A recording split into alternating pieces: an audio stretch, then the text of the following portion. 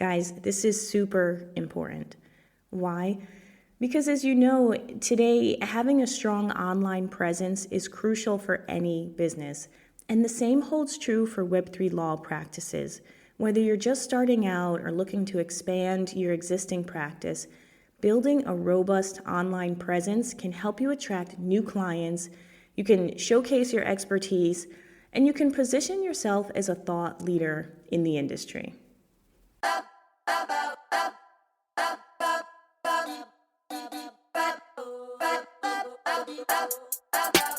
What's up, guys? Welcome to Barely Legal in Web3, the podcast that takes a critical look at the world of Web3 and emerging technologies. I'm Jamelia Greer, your host and a seasoned attorney with a passion for exploring legal, regulatory, and ethical implications of Web3. On this podcast, I'll be joined by trailblazing guests who are pushing the boundaries and driving innovation in this exciting space. We'll dive into the latest trends, challenges, and opportunities in Web3 and share expert insights on how these technologies are transforming the world of law and beyond. If you're a lawyer looking to stay ahead of the curve in Web3, don't worry, I've got you covered. I'll be sharing practical strategies and tips to help you scale your legal practice and navigate the legal landscape of blockchain and DeFi. So sit back, relax, and let's get barely legal.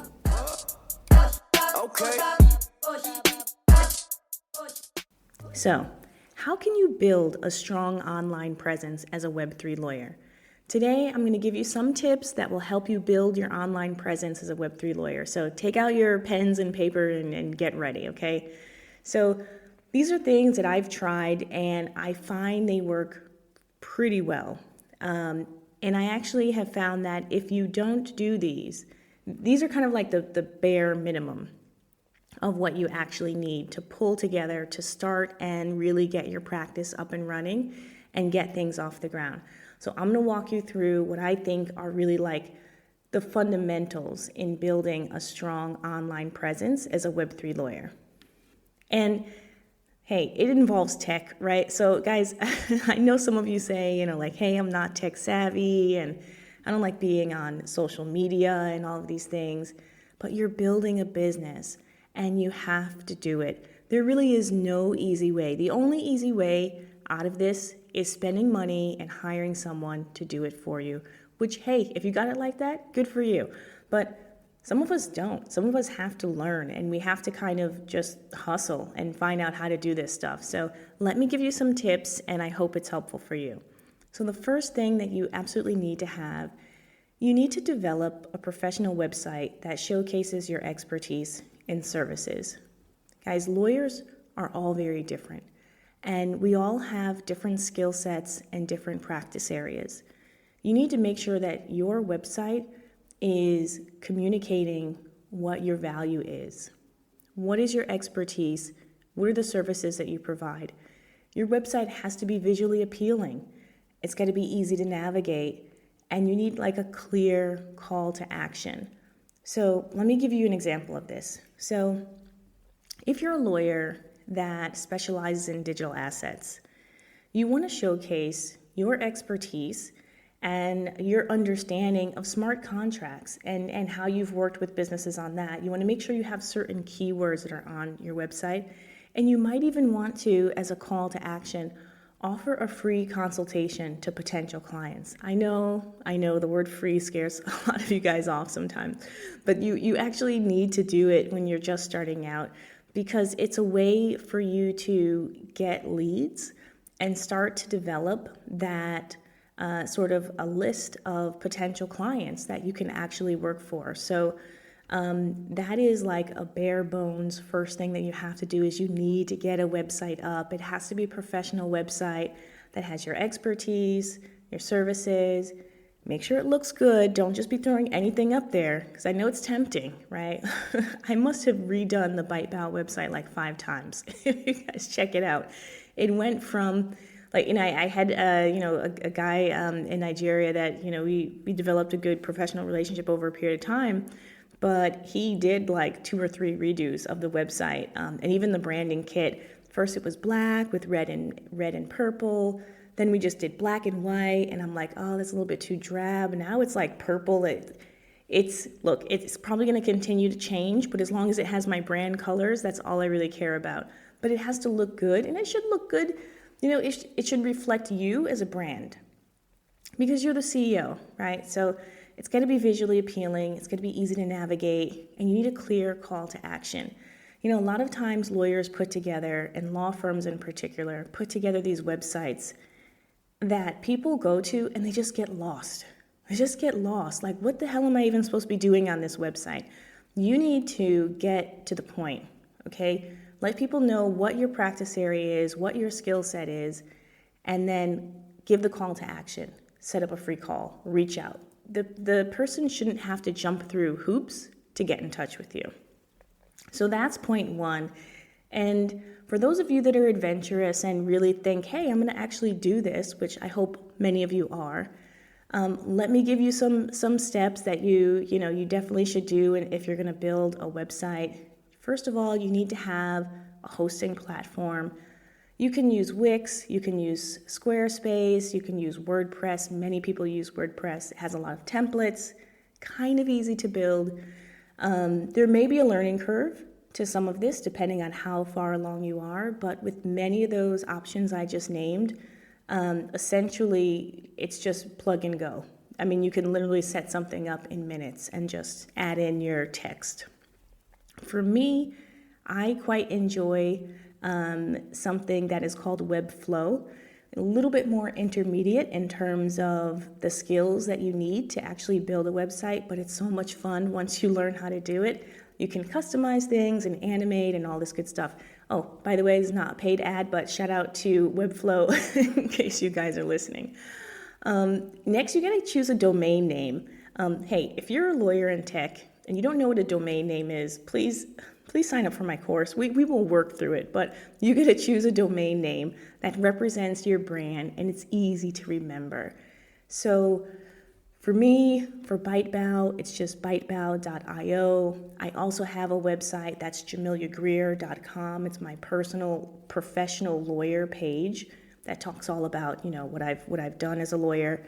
You want to choose something that represents your brand. So most likely that's your firm name.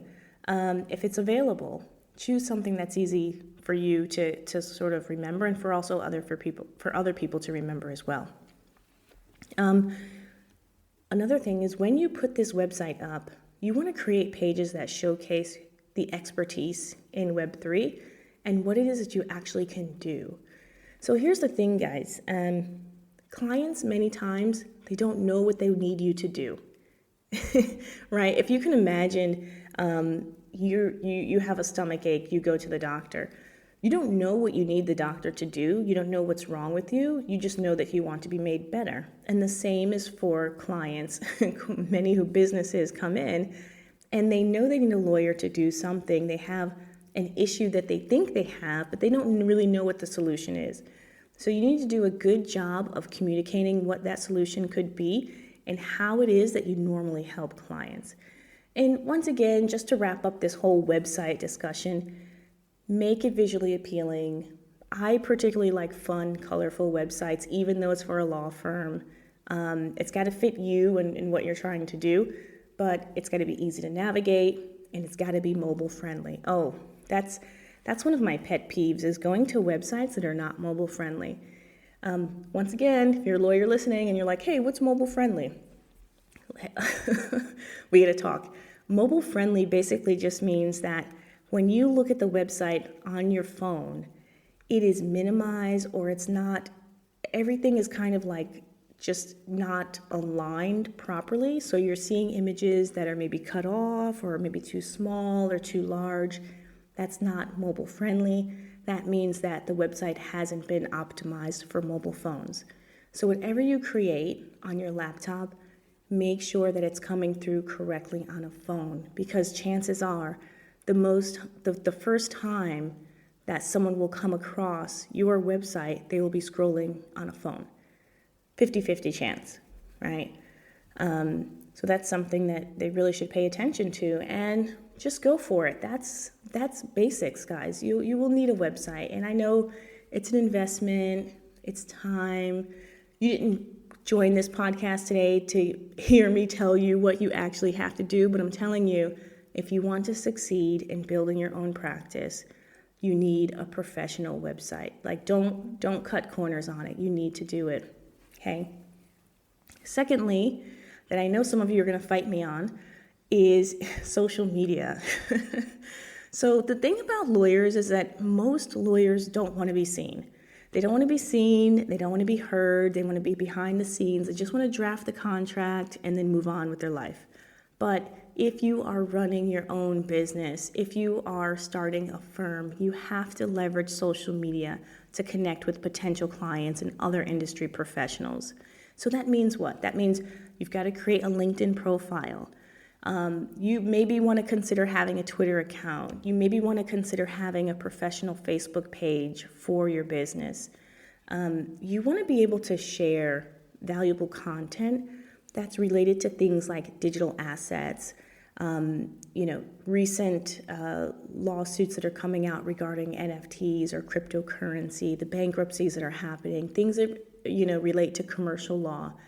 You can share news articles, you can create your own blog posts and share them, but you need to find a way to engage with people and not just feed information, but also engage with followers by responding to comments and then sharing your insights.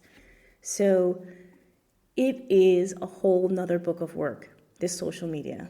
I mean, and I've seen some people do a really good job of communicating who they are, what their value proposition is, and I've seen other people struggle with it. For me, I'm not really like the big social media person. You may see me every now and then post an article on LinkedIn or comment. I'm not the everyday social media person, but you've got to find what works for you. Some people do it and they like it. They enjoy sharing their thoughts and commentary. They've created a system to do it so that it doesn't take up too much time. That's another consideration. You don't want to spend so much time on this, so you have to kind of think about what works right for you. But it's something that absolutely you need to do, because how else are you going to reach your potential clients? So here's your homework for this second one here about leveraging social media. You've got to create a LinkedIn profile or a Twitter account. I would say go for LinkedIn at first. That's basic. You got to do it. Make it nice. Put a banner in the back. Have a nice professional headshot photo that is representing you as a lawyer on your LinkedIn profile. Make sure you optimize your headline. There's tons and tons of articles out there about how to optimize a LinkedIn profile. So you want to make sure you do it and you're speaking to what your practice area is.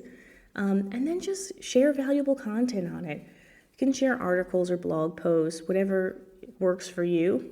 And another thing that I'm bad about is engaging with followers. I have a really hard time doing this.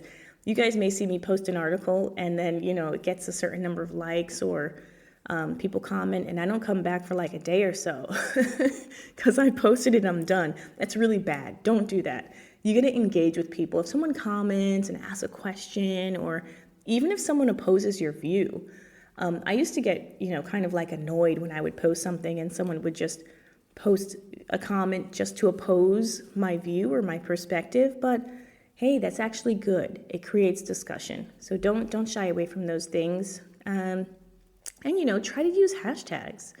Hashtags are a great way to make your content more searchable. And if you really want to go all out on this, after you've created your LinkedIn profile, your Twitter account, or whatever else you're going to do, you can consider running targeted ads once you understand the persona of your potential clients. So you guys are getting like legal marketing 201 today, okay? This class is virtual legal marketing. And I really hope that you guys do this. I'd love to see some of the results once you get your profiles up and once you start posting things. Please tag me and tag ByteBao so I can come in and check and see what you guys have done. So I'd say that, probably the last piece, and I talked a little bit about this in terms of creating valuable content. It's one thing to create a social media page. It's one thing to create a LinkedIn profile that's very outward facing. But I really struggle with, and I find there are many different ways to do this, is how do you create valuable content? Valuable content is really specific because it depends upon who your target clients are. So if I know that I am great at risk assessments and reviewing business models and pointing out risk and identifying ways to minimize that risk, I need to think like, okay, who is someone that would need that service?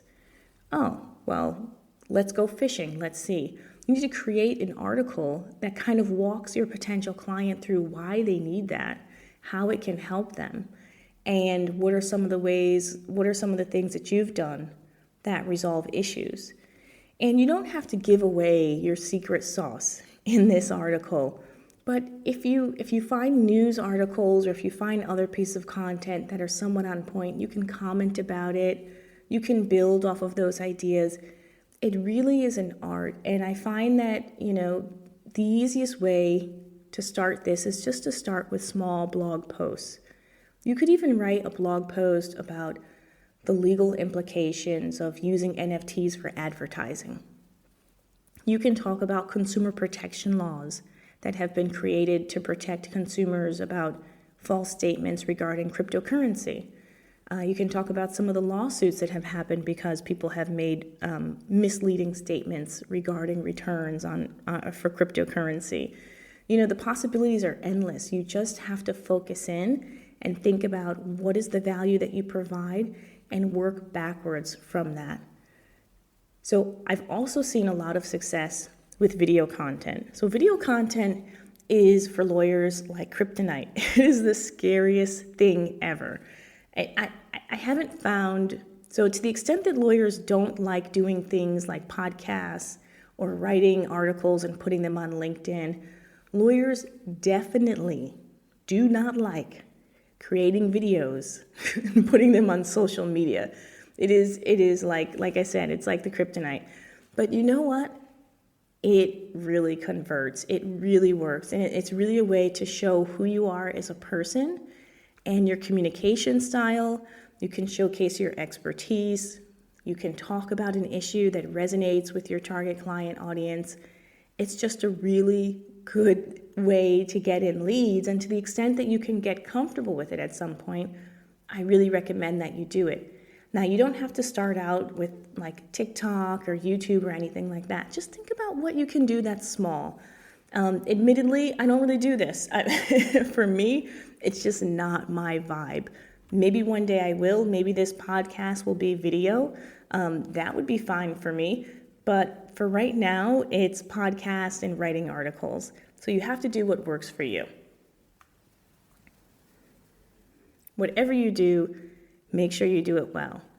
And of course, all of this takes time and effort. I didn't start out ByteBao having a podcast and, this website and the platform. Everything has evolved organically over time. But the benefits are well worth it.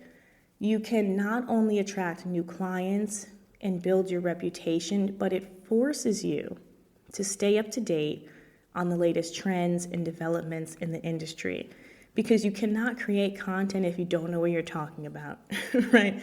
If you haven't read, a certain number of articles or publications or, news alerts, you can't talk about a particular issue because you're not studied up.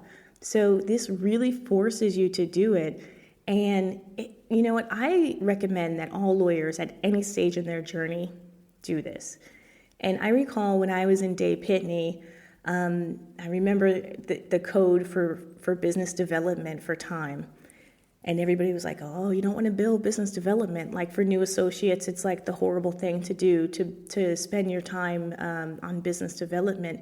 But I really think that should be changed, because the brunt of business development and bringing new clients shouldn't just be for partners. It should be for lawyers at all levels, because if a second year brings in a big fish, it's the same as if the partner brings in a big fish. It just matters who is doing the work, right? So It's a skill that you have to develop, you have to exercise, and you just have to get comfortable doing it. Lawyers don't like to sell. We don't like to sound salesy because we think it's cringy. And sometimes it can be cringy, but I really think that as professionals in the space, and not just Web3, but any space that you're in, you have to get used to talking about what you've done, your expertise, and how you're able to help clients. And you have to be able to articulate it in a very clear way. So use this as practice. Use this, website building and social media and all this content you're creating as practice to get your talking points in. So go for it, guys. That's it for today's episode of Barely Legal in Web3. If you're interested in learning more about building an online presence as a Web3 lawyer, or if you have any other questions or topics you'd like us to cover on the show, don't hesitate to reach out. Don't forget to join us next week for another exciting episode of Barely Legal in Web3, where we'll be talking about how to network and build connections in the Web3 industry. Thanks for listening, and until next time, stay safe out there in those crypto streets. Take care, guys.